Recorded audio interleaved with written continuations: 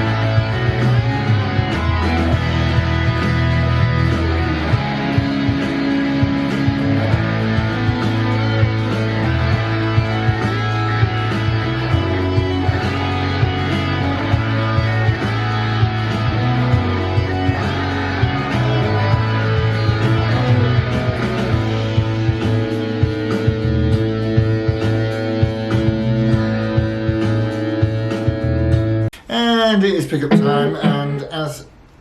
Oh no, what's happened there? Normally, I can get everything in. How about that? How's about that then? Okay, so it's pickup time, and starting with the bridge pickup, we will have a listen to it on Noisy or Distorted.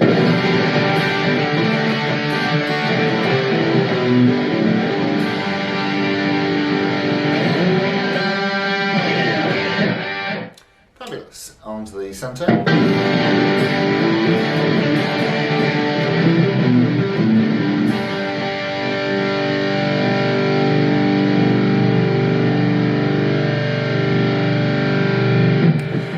They do indeed. On to the neck.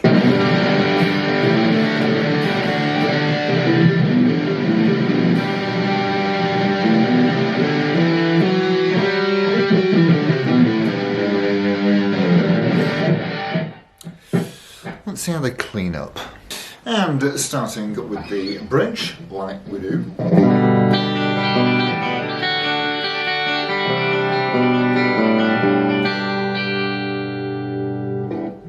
Is properly nice into the centre.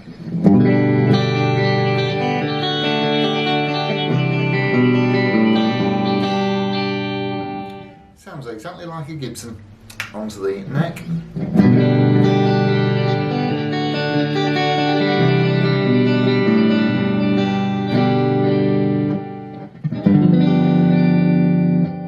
Lovely. Let's have a look round. Yeah, so Juskovich, you see, well, Juskovich, Henry Juskovich, was in fact the CEO of Gibson at the time when these were produced, and this one is from 2013. Yes, I'd forgotten them for a moment. There's a lot that I like about this.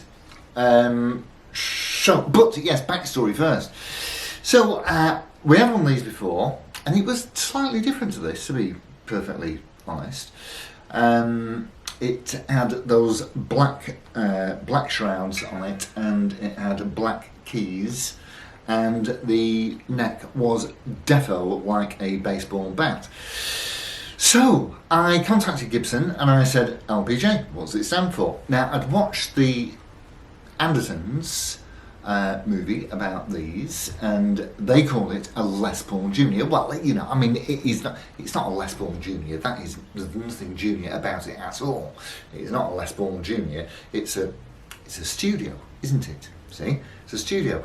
So I did contact Gibson to find out what the J stood for, and they said, don't know, we just call them different things, because they are helpful like that, Gibson, you know. They're just so French. Anyway, so there is a school of thought that reckons that the J stands for Juskovich, as in Henry. So I'm happy enough to go with that, because Junior, like I say, it ain't. Yes, what I do like about this is because it is quite natural in its finish. You can see where bits are joined on and stuck together and stuck on, in fact. So let's start at the top. Normal headstock cover, you see, with your silk screen and your truss rod cover. But what you can see with the headstock not being blacked out is you can see very clearly where the veneer goes onto the headstock, because the black bit on here, it's stuck on. It's not painted.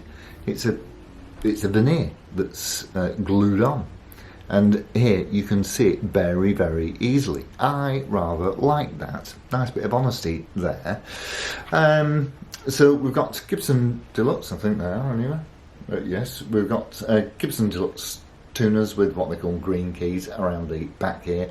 And of course, if you can be bothered looking at the serial number, it will tell you that it's 2013. Nice little balut going on here. You know, there's no marks on it, no damage, and of course with it not being painted particularly, there's no striation on it. You do have a maple neck, and again, very, very easy to see how thick the rosewood fretboard is. Rosewood fretboard with acrylic inlays. I assume they're acrylic. They're not shimmery enough to be mother of pearl. And then we've got two. Now I think that these are Burstbuckers, but they're both popping. You'll see some numbers back here and some photos too. They're both popping out late 7s, which is a bit like your 57 Classic. It's and your 490 for that matter. It's a standard kind of output for a Gibson humbucker.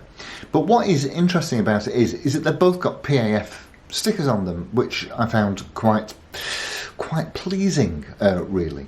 So we do have a maple cap. It's a regular maple cap. It's not beautifully figured, as you can see. There's a join. Is there a join in it? Well, there might not be actually. Is that one piece? Do you know what? Even the no, is it? No, there's a join up the centre here. We can see that, yeah. So anyway, very, very nice maple cap, and again, you can see. Because the different colours of the wood, you can see where the maple cap goes on. Lovely stuff. action is exactly where we want it, and this plays so well. You've seen me sliding up and down. It really is easy, super easy to play. And it sounds terrific. You've got a standard tunematic and stop tail there with 4 knobs. The volumes on the Gibson are always nearest to the top of the guitar, and the tones are always nearest to the bottom. And that's your 3-position toggle switch, all mahogany body, of course, as I say, with the maple cap. And not this, I would describe this as low mileage. There's not much gone on with this. There are a few very, very, very minor, tiny, teeny, tiny, very light marks, not even impressions really, in the cowboy chord area. It's not being played. The guy who owned it, he was a lovely man, and he'd very sadly had a cerebral vascular accident, or stroke as we might call it, and his left hand had become redundant.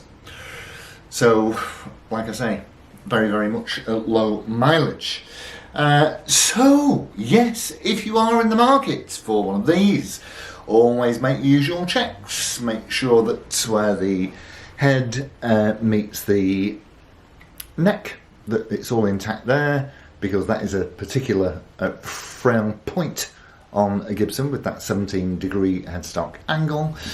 Always make sure that there's no separation around where the neck meets the body, and just the general wear and tear. And it's always nice. Well, it's always nice to know if you've got if the pickups are the proper ones. But there is an ohm value rating somewhere on the interweb that you can find for Gibson pickup outputs. So what you can do, and what I sometimes do, is I take a multimeter with me and I plug the old multimeter in, and then I can see if it's giving the correct reading that it should do, because I think it's probably quite impolite if you start taking a fellow's pickups out. Right, so that's that. Lovely things. Basically it's a Les Paul Studio. They're not expensive, and well worth having if you want to start getting into Gibson-y type things. Alright, so thank you all so much for tuning in. I'll see you soon. Adios amigos. Ta-ra.